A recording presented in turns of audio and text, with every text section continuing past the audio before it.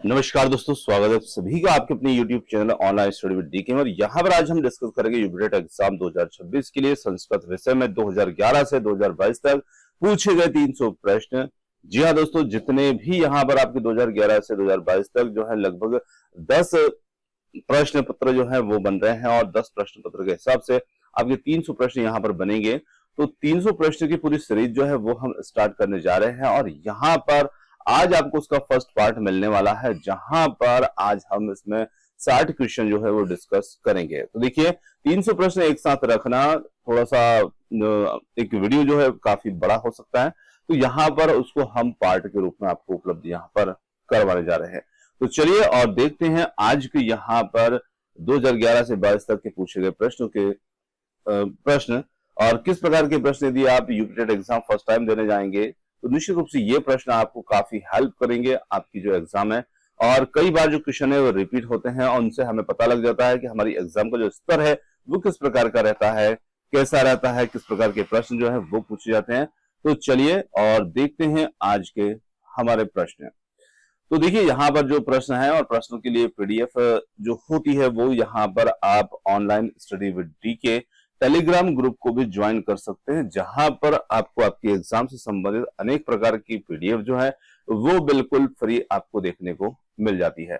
साथ ही साथ आप व्हाट्सएप ग्रुप पर भी ज्वाइन हो सकते हैं और इनका लिंक जो है आपको वीडियो के डिस्क्रिप्शन में मिल जाएगा, तो वहां पर जाकर के आप यहाँ पर ज्वाइन कर सकते हैं। चलिए अब हम चलते हैं हमारे मुख्य प्रश्नों की ओर। देखिए, पहला प्रश्न यहाँ पर आता है, बाह्य प्रयत्नों की संख्या क्या है? तो बाह्य प्रयत्नों की संख्या क्या होती है? तो देखिए 2, 8, 11 या 5। तो हमारी जो वर्णमाला होती है उसके अंदर हमारे जो वर्ण होते हैं और ये जब वर्ण होते हैं ये जब हमारे मुख से बाहर निकलते हैं तो इनके उच्चारण के समय जो क्रिया होती है वो यहाँ पर बाह्य प्रयत्न के रूप में कही जाती है। और इनकी जो संख्या होती है वो कितनी होती है? तो वो यहाँ पर होती है 11। अब 11 जो बाह्य प्रयत्न होते हैं वो कौन कौन से होते हैं? तो देखिए, बाह्य प्रयत्नों के यदि हम नाम की बात करें तो इसमें जो होता है विघोष, पहला जो होता है विघोष, दूसरा होता है संवेश, तीसरा होता है श्वास, चौथा होता है नाद, पांचवा होता है घोष और छठा होता है अघोष, सातवां होता है अल्प प्राण, आठवां होता है महाप्राण, नवा होता है उदात्त और 10वां होता है अनुदात्त और 11वां होता है स्वरित्र। तो इस प्रकार से इनकी जो संख्या होती है वो यहां पर 11 होती है। चलिए आगे देखते हैं अगला प्रश्न। अगला प्रश्न यहां पर आता है, मनोरथा उदाहरण है। तो मनोरथा यहां पर किसका उदाहरण है? तो देखिए, मनोरथा यहां पर स्वर संधि का, प्रकृति भाव विसर्ग संधि का या व्यंजन संधि का। तो मनोरथा यदि हम देखें तो इसका जो संधि विच्छेद होता है वो होता है मना धन रथा।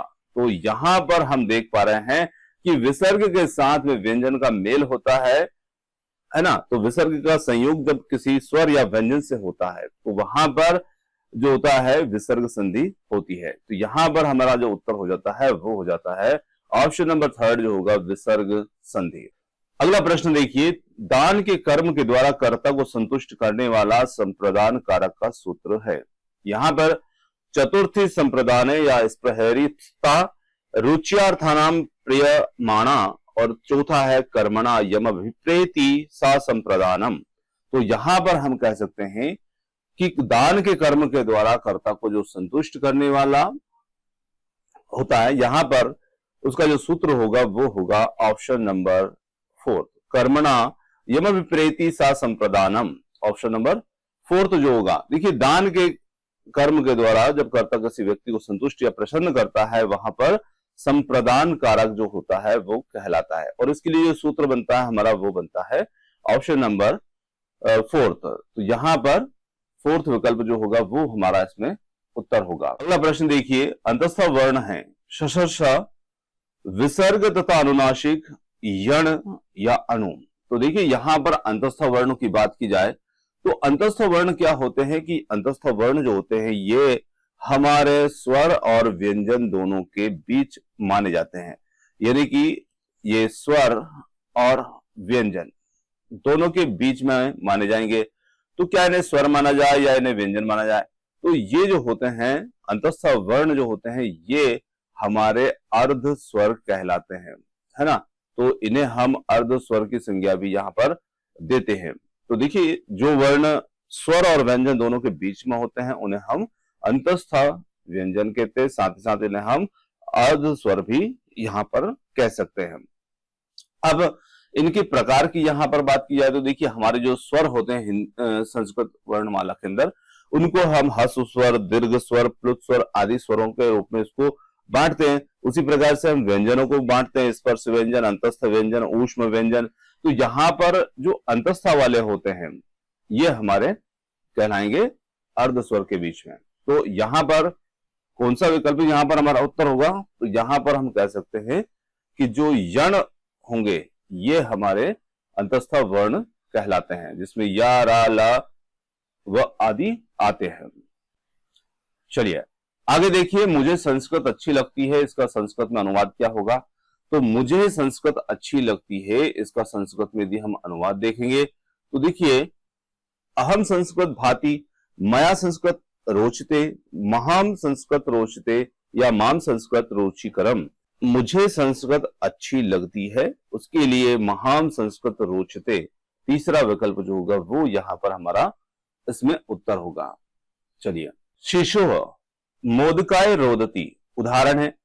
अब देखिए यहां पर जो शिशु है वो मोदक के लिए रोता है। मोदक मतलब जो लड्डू होते हैं उनके लिए, है ना, मिठाई वाले लड्डू होते हैं उन्हीं के लिए शिशु यहां पर रोता है। तो यहां पर पूछा है कि ये उदाहरण है, शिशु मोदकाय रोदती उदाहरण है स्प्रहरिप्सता का, या फिर हिते योगिचा का, या फिर रुच्यार्थना प्रियमाणा का, या फिर है तादर्थ चतुर्थी वाच्या का। तो यहां पर हमारा जो उत्तर बनता है प्रश्न के लिए वो हो जाता है ऑप्शन नंबर 4 तादर्थ चतुर्थी वाच्या का। अब देखिए इसको थोड़ा समझते हैं कि तादर्थ चतुर्थी वाच्या जो होता है वो क्या होता है। तो ये जो नियम है ये बताता है कि बच्चा जब, मतलब कोई भी जब किसी चीज के लिए क्रिया की जा रही हो, है ना, किसी भी चीज के लिए जब कोई क्रिया की जा रही हो तो उसमें यहां पर चतुर्थी विभक्ति होती है। तो अब यहां पर जो बच्चा है वो किस चीज के लिए क्रिया कर रहा है, मतलब रो क्यों रहा है?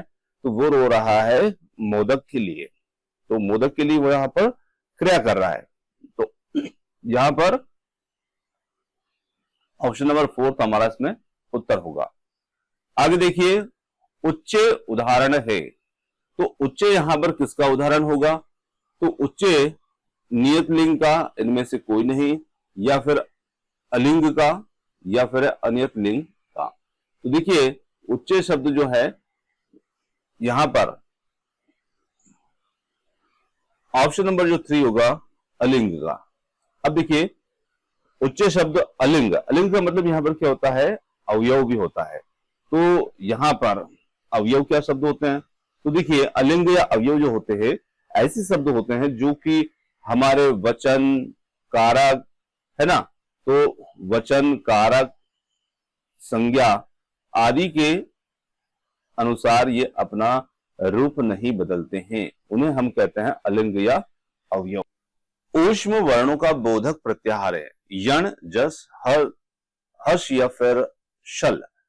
तो यहां पर ऊष्म वर्णों के बोधक प्रत्याहार के रूप में ऑप्शन नंबर 4 जो होगा शल, ये हमारा उत्तर होगा। देखिए शल एक प्रत्याहार है और इसके अंदर जो होते हैं शल प्रत्याहार के अंदर हमारे जो वर्ण होते हैं श, श, स और ह, ये वर्ण जो होते हैं ये आते हैं। और ये वर्ण जो होते हैं ये हमारे ऊष्म वर्ण भी कहलाते हैं, है ना। अब ऊष्म वर्ण क्या होते हैं?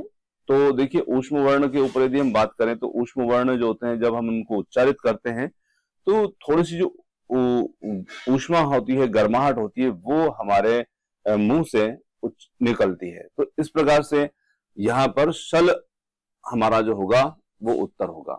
पठानी रूप है पट धातु लट लकार उत्तम पुरुष एक वचन, पट धातु लिंग लकार उत्तम पुरुष एक वचन, या पट धातु लोट लकार उत्तम पुरुष एक वचन, या पट धातु लिट लकार उत्तम पुरुष एक वचन। तो यहां पर ऑप्शन 3 पट धातु लोट लकार उत्तम पुरुष एक वचन हमारा उत्तर होगा। आगे बढ़ते हैं। क्ष जो है मिलकर बना हुआ है, तो ये किन किन से मिलकर के बना हुआ है? तो यहां पर हम कह सकते हैं कि क और क्ष से, या च और स से, च और छ से, या फिर क और छ से। तो यहां पर फर्स्ट विकल्प जो होगा, क्ष जो होता है वो क और क्ष से मिलकर के यहां पर बनता है। अब देखिए संस्कृत में यहां पर और भी कुछ वर्ण होते हैं जो दो वर्णों के संयोग से यहां पर मिलते हैं, इसलिए इनको हम योग वर्ण भी यहां पर कहते हैं। और इनके ऊपर आपको हर बार प्रश्न जो है वो देखने को मिलेगा। तो कुछ और भी ऐसे वर्ण हैं जो खास करके आपके संयुक्त वर्ण कहलाते हैं, जिसमें पहला यहां पर आपका आ जाता है क्ष, दूसरा आ जाता है यहां पर त्र, है ना, त्र भी इसमें आता है, और एक ज्ञा जो होता है ये भी ज्ञा, ज्ञानी वाला ज्ञा, ये भी इसमें आता है। अब इनको भी आप ध्यान रखिएगा, जैसे कि त्र होता है तो ये त वर्ण और र वर्ण से मिलकर के यहां पर बनता है। उसी प्रकार से ज्ञ जो होता है ये ज और य से मिलकर के बनता है। तो इन्हें भी आप ध्यान रखिएगा, क्योंकि अगली बार ये पूछे जा सकते हैं। चलिए अगला प्रश्न लेते हैं। अगला प्रश्न आता है अट्टु प्रत्याहार की वर्ण है। तो यहां पर थोड़ा सा ये मिसप्रिंट है, इसलिए मैंने यहां पर इसे थोड़ा सा इस प्रकार से लिख दिया है। तो आप इन्हें समझिएगा कि इसके बाद में यहां पर ये लिखा हुआ है। तो इसमें स्वर तथा ह, य, व और र, या फिर है आ, उ, द, या फिर यह है ए, ओ, और यहां पर भी थोड़ा सा मिसप्रिंट हुआ है द, या फिर फोर्थ है यहां पर आ, ई, उ और ट। तो देखिए अट्टु प्रत्याहार यहां पर जो होता है, इसमें पहले माहेश्वर सूत्र यानी कि जो हमारे स्वर होते हैं आ, ई, उ आदि, और पांचवें माहेश्वर सूत्र जो ह, य, व, र और ट के बीच के जो वर्ण होते हैं, इनको ये शामिल करता है। तो कहने का मतलब है अट्टू में हमारे स्वर और यहां पर जो हमारे य, ह, य, व, र और ट, इनके बीच के वर्ण जो होते हैं इनको ये शामिल करता है। तो यहां पर पहला विकल्प जो होगा वो हमारा इसमें उत्तर होगा। कारक में यदि प्रकृति है तो क्रि तो प्रत्यय है। तो यहां पर पहला है घ, ल्युट, अणुल और त्रिच। तो यहां पर हम बात करेंगे, यदि कारक शब्द में क प्रकृति, क्रि प्रकृति और अणुल प्रत्यय है, तो जो क्र होता है, ये क्र धातु के साथ में और अणुल प्रत्यय लगने पर कारक शब्द बनता है, जो कि अर्थ यहां पर व्यक्त करता है। अब जैसे यहां पर क्रि धातु है और इसमें न्यूल प्रत्यय होता है बराबर कारक, तो तीसरा विकल्प जो होगा वो यहां पर हमारा उत्तर होगा। अगला प्रश्न आता है अवयवी भाव समास का उदाहरण है। तो अवयवी भाव समास का क्या उदाहरण है? द्वादश, पीतांबर, राजपुरुष, अधिहरि। तो यहां पर ऑप्शन नंबर 4 जो होगा वो हमारा यहां पर उत्तर होगा। फोर्थ विकल्प जो होगा वो यहां पर उत्तर होगा, अधिहरि। देखिए इसमें अवयवी भाव समास होगा, क्योंकि पहला पद यहां पर अवयव होता है ना, और अधिहरि में अधि यहां पर एक अवयव होगा। जबकि द्वादश है द्विगु समास होगा, पीतांबर है कर्मधारय या बहुब्रीहि इसके अंदर हो सकता है, राजपुरुष है तत्पुरुष समास रहेगा। अगला प्रश्न आता है निम्न में से कौन यहां पर चतुर्विंशति साहिस्त्री संहिता के नाम से विख्यात है? रामायण, बृहदारण्य उपनिषद या ब्रह्मांड पुराण या महाभारत। तो यहां पर हम कहेंगे कि जो रामायण है इसके अंदर जो है 24,000 श्लोक है, और 24,000 श्लोक हैं, इसी कारण से यहां पर जो नाम आप देख सकते हैं ये नाम यहां पर मिला है। तो 24,000 श्लोकों के कारण से यहां पर यह उपाधि इसको रामायण को मिली है। महाभारत जो है उसके अंदर क्या है? उसके अंदर 1,00,000 श्लोक है, और इसलिए महाभारत जो होता है उसे हम सत सहस्त्री संहिता भी कहते हैं, है ना। महाभारत जो है इसके अंदर 1,00,000 श्लोक हैं, इस कारण से इसे हम सत सहस्त्री संहिता भी कहते हैं। और यहाँ पर बृहदारण्यकोपनिषद, ये एक उपनिषद है और ब्रह्मांड पुराण एक पुराणों में से एक है। तो यहां पर पहला विकल्प उत्तर होगा। अगला प्रश्न लेते हैं, इनमें से कौन यहां पर संयुक्त व्यंजन है? तो संयुक्त व्यंजन के ऊपर हमने पहले बात की है और तीनों ही व्यंजनों को, तीनों ही वर्णों को यहां पर हम पहले देख चुके हैं, जिसमें ज्ञ होगा और ज्ञ यहां पर ज्य और य के योग से बनता है। तो यहां पर यह हमारा इसमें उत्तर होगा। आगे देखिए अगला प्रश्न आता है, यहां पर मनोरथा में संधि है और मनोरथा के ऊपर संधि के ऊपर भी हम पहले बात कर चुके हैं। विसर्ग संधि यहां पर रहेगी मनाह धन रथा, इसका उत्तर होगा। आगे देखिए, नेत्राभ्याम अश्रुणी पतंती में नेत्राभ्याम पद में विभक्ति है।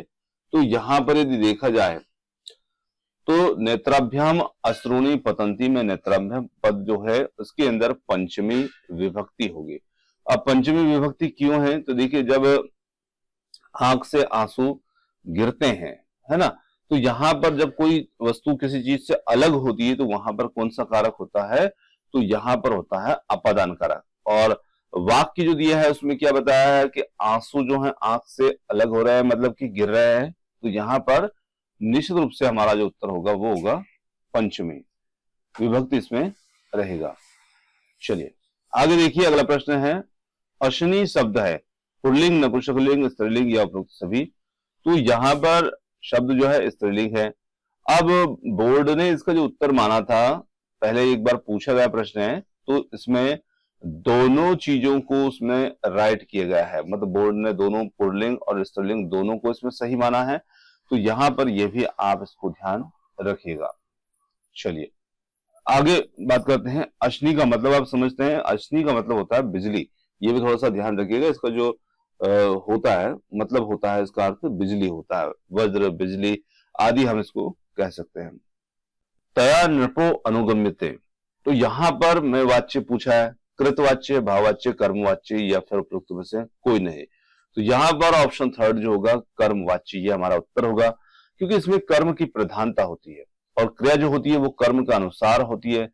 जो क्रिया होती है उसमें ते या प्रत्यय जो होते हैं वो लगते हैं। तो यहां पर आप देखते हैं गम्यते, तो यहां पर हमारा वाच्य जो होगा वो हो जाता है कर्मवाच्य। आगे प्रश्न है, युपदारु पद में समास है। तो यहां पर अवयवी भाव समास पूछा है, द्वंद्व है, बहुब्रीहि है, तत्पुरुष है। तो यहां पर यदि देखा जाए तो युपदारु जो होता है इसका पद में जो होता है युपाई, दारू इसका जो होता है ये इसका विग्रह होता है, जिसका अर्थ होता है खूंटे के लिए लकड़ी। युपदारु का मतलब होता है खूंटे के लिए लकड़ी। तो यहां पर यदि हम देखें तो इसमें जो समास होगा वो होगा तत्पुरुष, खूंटे के लिए लकड़ी, तो के लिए तत्पुरुष समास होता है और चतुर्थी तत्पुरुष इसमें यहां पर रहेगा। चलिए अगला प्रश्न आता है, यहां पर नदी शब्द रूप में प्रयुक्त वचन है, एक वचन, द्विवचन, बहुवचन। तो यहां पर नदी शब्द रूप में प्रयुक्त वचन जो होगा वो यहां पर होगा बहुवचन। अकारांत पुल्लिंग शब्द का उदाहरण है, अकारांत पुल्लिंग शब्द का उदाहरण यहां पर भानु, रामा, वच, फलम। तो यहां पर देखिए अकारांत शब्द पुल्लिंग शब्द का उदाहरण, तो देखिए अकारांत भी देखना है साथ में पुल्लिंग भी देखना है। तो यहां पर देखा जाए तो ऑप्शन जो सेकंड होगा रामा, यहां पर रामा पुल्लिंग अकारांत शब्द होगा। अकारांत क्या होते हैं? तो अकारांत शब्द का मतलब होता है वे शब्द जो अस्वर से समाप्त होते हैं। अब रामा यहां पर जो है वो पुल्लिंग शब्द भी है और साथ में अकारांत भी है। तो यहां पर यह हमारा उत्तर होगा। अब भानु की बात की जाए तो भानु जो है ये क्या है? ऊपर समाप्त होता है ना, ये अकारांत पुल्लिंग भानु भी है पर ये ऊपर समाप्त हो रहा है यहां पर। और यहां पर वाच की बात की जाए तो ये च पर समाप्त हो रहा है और ये स्त्रीलिंग है। और फलम की बात की जाए तो फलम यहां पर जो है ये आ पर समाप्त तो हो रहा है पर साथ में ये नपुंसक लिंग है। तो हमें पुल्लिंग और अकारांत दोनों को ध्यान में रखते हुए देखना है। चलिए आगे प्रश्न आता है, प्रेजते। प्रेजते में संधि है, गुण, पूर्व रूप, वृद्धि या पर रूप। तो यहां पर उत्तर होगा फोर्थ विकल्प, पर रूप। जी हां, पर रूप संधि जो है प्रेजिते में वो यहां पर रहेगी। अब इसके विच्छेद को देखें तो विच्छेद क्या होगा, तो इसमें विच्छेद जो होता है प्रेजिते का वो होता है यहां पर प्रधन एजते, है ना। तो यहां पर पररूप संधि जो होगी वो होगी। आगे देखिए व वर्ण का उच्चारण स्थान है, तो व वर्ण का उच्चारण स्थान यहां पर कौन सा होगा, दंतोष्ठ, ओष्ठ, दंतु या तालु। तो यहां पर हमारा जो उत्तर होगा व वर्ण का उच्चारण स्थान यहां पर रहेगा दंतोष्ठ। ऑप्शन नंबर फर्स्ट होगा दंतोष्ठ, मतलब जिन वर्णों का उच्चारण स्थान यहां पर हमारे दांत और हमारे होंठ से जब वर्ण उच्चारित होते हैं तो उन्हें हम दंतोष्ठ यहां पर कहते हैं। घुटने के लिए उपयुक्त शब्द संस्कृत में क्या होता है, तो देखिए घुटने के लिए उपयुक्त संस्कृत शब्द यहां पर हनु, उरु, जानु, जघन। तो यहां पर ऑप्शन थर्ड जो होगा जानु, ये यहां पर होगा घुटने के लिए। अब देखिए हनु, हनु का मतलब होता है क्या, कपोल या गाल कह सकते हैं, कपोल या गाल जो होते हैं वो होते हैं हनु।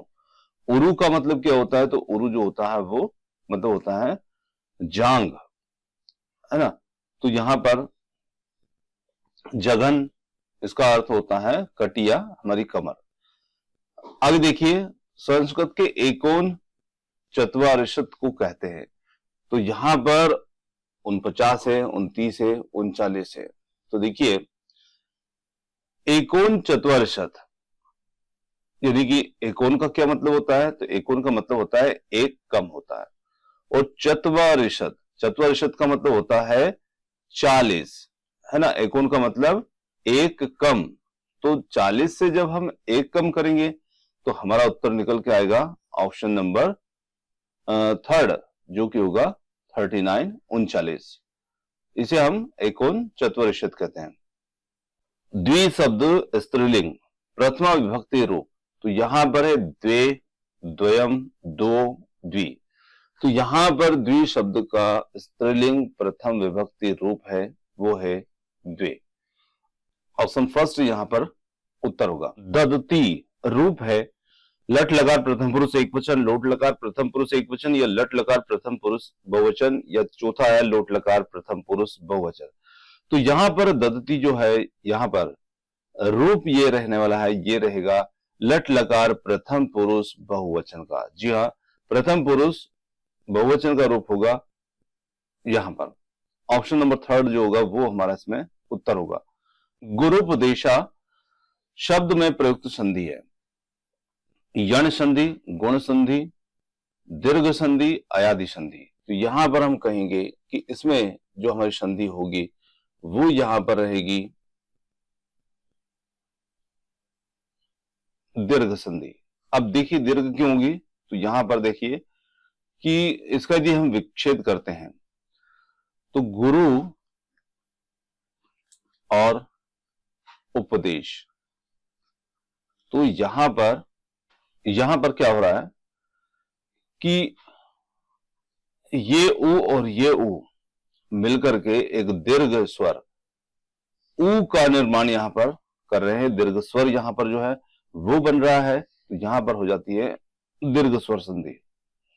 आगे देखिए उपसर्ग है, तो उपसर्ग यहां पर क्या होगा, परा, कुत्र, यदा या यत्र।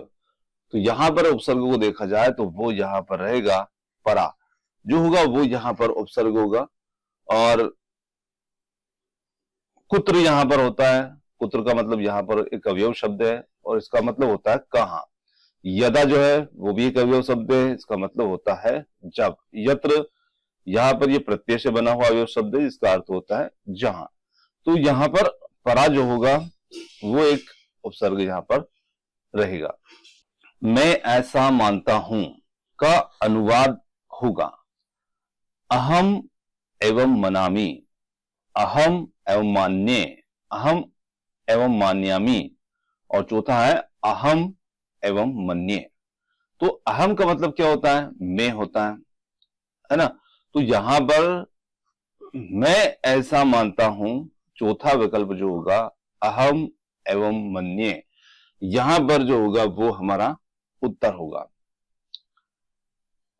चलिए आगे लिखते हैं, मैं बाजार जाता हूं, संस्कृत का कर्मवाच्य वाक्य क्या होगा?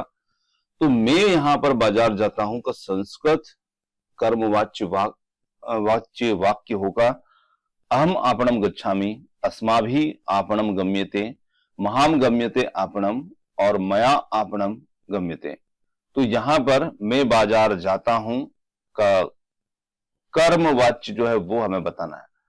तो कर्मवाच्य होता है, एक होता है कृतवाच्य और एक होता है कर्मवाच्य। अब जैसे हम एक्टिवाइज और पैसिवाइज बोलते हैं अंग्रेजी में, तो जो कृतवाच्य होता है, जैसे मैं बाजार जाता हूं, यहां पर ये कृतवाच्य है, परंतु जब हम इसे कर्मवाच्य में बदलेंगे तो यहां पर इसका जो मतलब होता है बाजार मेरे द्वारा जाया जाता है। तो यहां पर कर्मवाच्य के लिए हमारा होगा मया आपणम गम्यते। तो यहां पर मया आपणम गम्यते ऑप्शन 4 जो होगा वो हमारा उत्तर होगा। आगे देखिए पच धातु में त है ना, ये क और त प्रत्यय लगकर रूप बनेगा। तो यहां पर कौन सा रूप इसमें बनेगा? पचिता, पाका, पक्ता या पकवा। तो यहां पर बनेगा ऑप्शन पच धातु में त प्रत्यय लगाने पर पकवा बनेगा। ऑप्शन 4 यहां पर उत्तर होगा। पंचनवती संख्या है तो बहुत ही सरल है और आसानी से हम देख सकते हैं। पंचनवती यहां पर रहेगा हमारा उत्तर। अब देखिए आसानी से आप इसको याद रख सकते हैं। नवती, नवती का मतलब यहां पर होता है 90। और जब हम पंच, पंच का मतलब क्या होता है? तो पंच का मतलब होता है 5, है ना। तो ये पंच मतलब 5, नवती मतलब 90। और जब पंच नवती बनेगा तो यहां पर आपका 90 और 5 जो है वो एक साथ देखने को मिलेंगे। चलिए आगे देखिए अवयव शब्द समूह है। तो अवयव शब्द समूह इसमें पहचानना है। तो यहां पर देखा जाए शा ते यूयम नमः स ज्येष्ठ सर्वत्र अधुना उपरि अत्र तत्र तस्य। तो यहां पर सर्वत्र अधुना उपरि यहां पर जो होगा वो हमारे अवयव शब्द इसमें रहेंगे। अब यहां पर ये तीनों ही शब्द जो है ये अवयव शब्द है, जो लिंग वचन कारक के अनुसार इनमें परिवर्तन नहीं होता है। आगे देखिए प्रश्न है संस्कृत साहित्य में किस कवि की रचना को विद दोषधम कहा गया है? भारवी, श्रीहर्ष, कालिदास, भास। तो यहां पर बात की जाए संस्कृत साहित्य में श्रीहर्ष की जो रचना है निषिद्ध चरितम को विशद दोषधम कहा गया है, क्योंकि इसमें श्लोक जो होते हैं वो विद्वानों के मस्तिष्क का व्यायाम करते हैं। मतलब इस प्रकार से श्लोक लिखे गए हैं जिससे मस्तिष्क का व्यायाम होता है। जिस प्रकार से औषधि शरीर को ठीक करती है, तो उसी प्रकार से यहाँ पर ये जो इनकी रचना है वो भी औषधि का ही काम करती है। इसलिए यहाँ पर देखिए विद दोषधम मतलब विद्वानों के लिए जो औषधि है उसका कार्य ये करता है। तो ये जो रचना है वो है यहाँ पर श्रीहर्ष। ऑप्शन सेकंड यहाँ पर हमारा उत्तर होगा। चलिए आगे बात की जाए, यहां पर है एक गद्यांश, गद्य खंड से गद्यांश लिया गया है और गद्यांश जो है वो यहां पर इसमें देख सकते हैं। अब देखिए गद्यांश जो है इसको पढ़ने में थोड़ा सा समय ज्यादा लगेगा, तो मैं यहां पर जो गद्यांश है आप इसको आसानी से पढ़ सकते हैं और फिर अपन इसके प्रश्नों के उत्तर जो है वो यहां पर देखेंगे। तो यहां पर गद्यांश जो है इसका आप इसको पढ़ सकते हैं। तो मैं सीधा इसका जो है हिंदी मतलब यहां पर आपको समझा देता हूं। तो सीधा मतलब यहां पर है कि एक बार जो है किसी अवसर पर जो लक्ष्मी और पार्वती जो है ना, ये आपस में मतलब बातें करते हैं। तो यहां पर लक्ष्मी जी थी, उन्होंने गौरी यानी कि पार्वती से कहा कि अपने पति का नाम बताओ, अन्यथा मैं तुम्हें खेल खेल में थपकी दूंगी, है ना। तो यहां पर पार्वती जो थी, पार्वती ने कहा मम पत्यु नाम शिवा। अब देखिए मेरे पति का नाम जो है वो शिव है। अब यहां पर पार्वती ने जैसे ही यहाँ पर बताया, तो शिव का और भी मतलब होता है, शिव शब्द के अन्य अर्थ होते हैं। तो जैसे श्रृगाल होता है, यानी कि लोमड़ी गीदड़ भी होता है। तो शिव पदस्य अन्यार्थ श्रृगाल इत्य मत्वा लक्ष्मी। अब पूषत है ना, तो जैसे ही मतलब शिव का और भी मतलब होता है, तो यहाँ पर लक्ष्मी ने सोचा, लक्ष्मी ने कहा कि क्या तुम्हारा पति जो है वो श्रृगाल है? तो किम भवती श्रृगाल इति मम पति स्थानो रीति निर्दिश्यते, है ना। तब पार्वती ने कहा कि मेरे पति को स्थानों यानी कि अचल और स्तंभ भी कहा जाता है, अचल और स्तंभ भी कहा जाता है।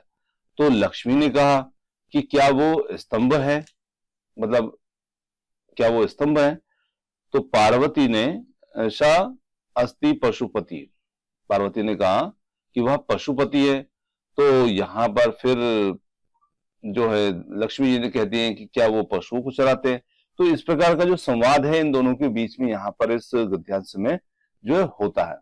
अब इस प्रकार का संवाद लक्ष्मी और पार्वती का जो संवाद है, इस प्रकार यह लक्ष्मी पार्वती का संवाद जो है वो सभी के लिए मंगलमय हो। तो आगे अब इससे संबंधित कुछ प्रश्न है, जैसे शिव पदस्य अन्य अर्थ का, शिव के अन्य अर्थ क्या है? तो यहां पर हमने देखे तो है ना, तो यहां पर जो फोर्थ विकल्प होगा वो इसमें उत्तर बनेगा। अगला प्रश्न था गद्यखंड कया प्रश्न पृच्छते। तो यहाँ पर जो गद्यांश था इसमें प्रश्न जो था वो कौन पूछ रहा था? तो यहाँ पर लक्ष्मया यानी कि लक्ष्मी यहाँ पर प्रश्न पूछ रही थी। आगे था कयो संलाप सर्वेश मंगल ये भवती। तो यहाँ पर किसका जो संवाद है वो मंगलमय हो? तो यहाँ पर होगा वो लक्ष्मी पार्वती। कयो संलाप सर्वेशम मंगलाय भवतु। तो यहाँ पर हो जाता है लक्ष्मी पार्वत्यो। ऑप्शन थर्ड यहाँ पर उत्तर होगा, है ना। किसका संवाद सबके लिए मंगलकारी हो? तो लक्ष्मी पार्वती। आगे देखिए इनमें से कौन प्रत्याहार नहीं है। तो अगला हमारा प्रश्न जो है इनमें से कौन प्रत्याहार नहीं है? अल, ल, र और हल। तो यहां पर उत्तर हो जाता है ऑप्शन सेकंड जो है ल, यहां पर जो होगा ये प्रत्याहार नहीं होगा। देखिए 79 की संस्कृत संख्या नहीं है, तो यहां पर नव सप्तति, एकोन सप्तति, एकोनाशीति, ऊनाशीति। तो यहां पर देखा जाए तो 79 की जो संस्कृत संख्या नहीं है वो होगी हमारे लिए एकोन सप्तति। एकोन सप्तति जो होगा ये हमारा 69 होता है। बाकी ये तीनों जो हैं यहाँ पर जो है ये 79 की संस्कृत संख्या के अंतर्गत आती हैं, जिसमें नव ऊनाशीति, एकोनशीति और नव सप्तति। दिन भर में पाठ पढ़ डाला, इस वाक्य का अनुवाद क्या होगा? तो इस वाक्य का अनुवाद दिन पर्यतम पाठा अपठत, दिनाय पाठ पठिता, दिनेन पाठा पठिता, दिने पाठा पठिता। तो यहां पर तीसरा विकल्प जो होगा दिनेन पाठा पठिता, दिन भर में पाठ पढ़ डाला, वाक्य का यहां पर अनुवाद होगा। उपकृष्ण में कौन सा समास है? तत्पुरुष द्वंद्व अवयवी भाव कर्मधार है। तो यहां पर हमारा जो उत्तर बनेगा वो होगा अवयवी भाव समास, क्योंकि देखिए यहां पर इसको पहला पद जो है वो अवयव है ना। तो उप यहां पर जो है वो इसमें अवयव है, तो यहां पर अवयवी भाव समास जो होगा वो यहां पर रहेगा। 32 के लिए संस्कृत शब्द है, तो 32 के लिए संस्कृत शब्द क्या होगा? तो 32 के लिए संस्कृत शब्द यहां पर होगा हमारा त्रिशत, यानी कि त्रिशत जो होता है वो देखिए त्रिशत का मतलब यहां पर होता है 30, है ना। 30 से ऊपर की जो संख्याएं होती है उनके लिए त्रिशत लिखा जाता है। और द्वा मतलब दो, तो द्वा त्रिशत यानी कि 32, 30 और 2। तो यहां पर द्वा त्रिशत हमारा उत्तर होगा।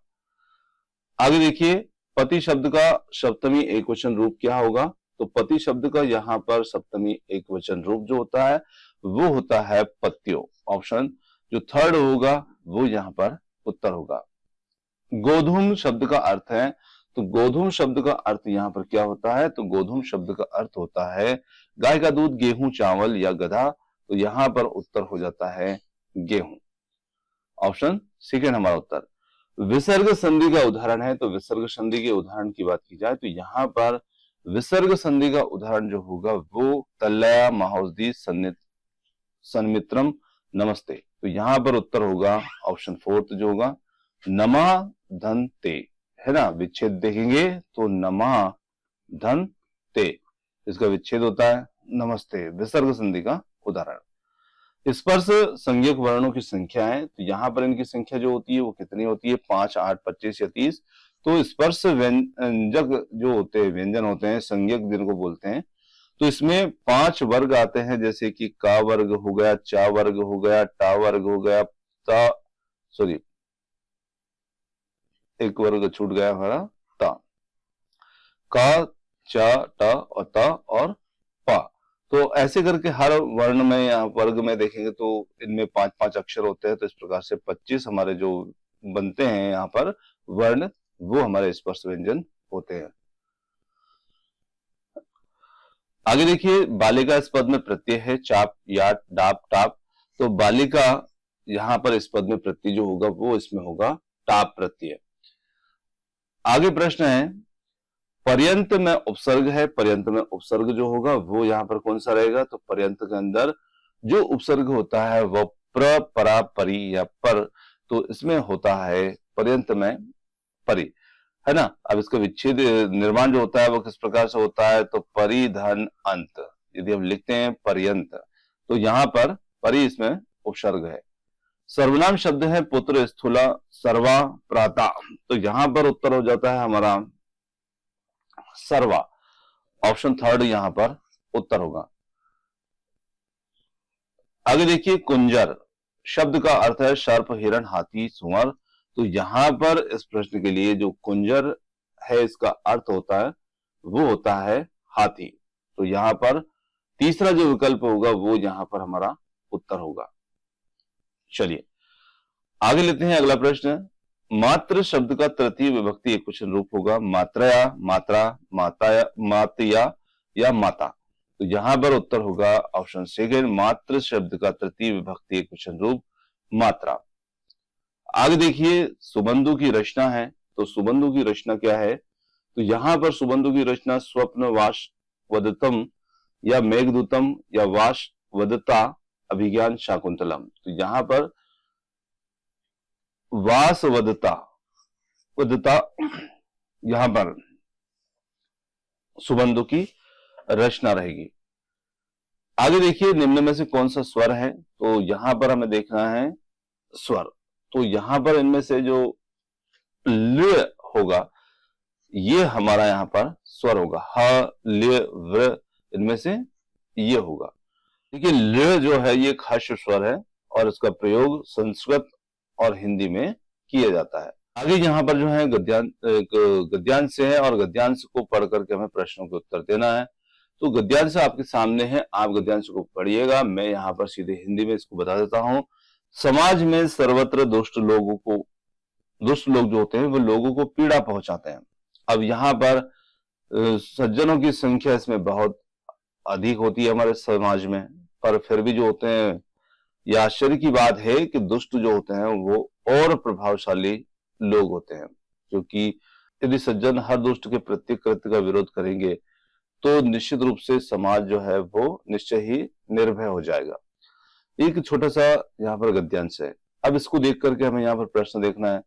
तो गद्यांश के अनुसार समाज में किसकी संख्या कम है, तो देखिए सज्जन अधिक संख्या में, तो यहाँ पर जो दुर्जन है इनकी संख्या कम है, फिर भी ये क्या है, प्रभावशाली हैं इसमें।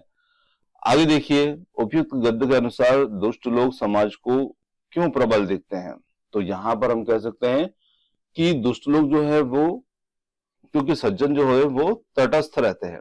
अगला प्रश्न हमारा है, श्लोक को पढ़ना है और श्लोक को पढ़ करके हमारे प्रश्न के उत्तर देना है। 2 प्रश्न इसमें यहाँ पर श्लोक से संबंधित है। अब श्लोक देख सकते हैं आप, यहाँ पर आपके सामने है, मैं सीधा अर्थ करता हूं। तो यहाँ पर एक वृक्ष जो है वो जन्म लेता है और बढ़ता भी है, और साथ में उसी वृक्ष पर सभी प्राणी जो है वो आश्रय पाते हैं। जब वही वृक्ष काटा जाता है या जला जाता है तब बिना आश्रय के सभी प्राणी जो है वो असुरक्षित हो जाते हैं। ये बताया है इन पंक्तियों में। अब यहाँ पर इस श्लोक का भाव क्या है? तो हमने देखा कि जो प्राणी वृक्ष पर आश्रित होते हैं, वृक्ष के नष्ट हो जाने पर वे निराश्रित हो जाते हैं। आगे देखते हैं उपयुक्त श्लोक में भूतानी का तात्पर्य क्या है? तो वृक्ष आश्रय, प्राणी या नाश। तो यहां पर उत्तर हो जाता है, वो हो जाता है ऑप्शन नंबर 3 प्राणी। यहां पर हमारा उत्तर है।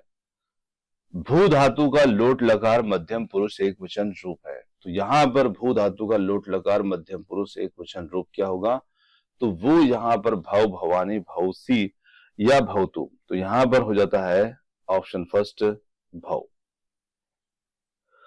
दोस्तों ये कुछ प्रश्न थे संस्कृत से संबंधित, जो प्रीवियस ईयर क्वेश्चन पेपर से संबंधित हैं। प्रश्न आपको कैसे लगे कमेंट्स करके जरूर बताइएगा। यदि वीडियो पसंद आए तो वीडियो को लाइक, शेयर, चैनल को सब्सक्राइब करना मत भूलिएगा। आपने समय दिया उसके लिए बहुत बहुत धन्यवाद। Thanks for watching. मिलते हैं जल्दी ही एक और वीडियो के साथ। धन्यवाद।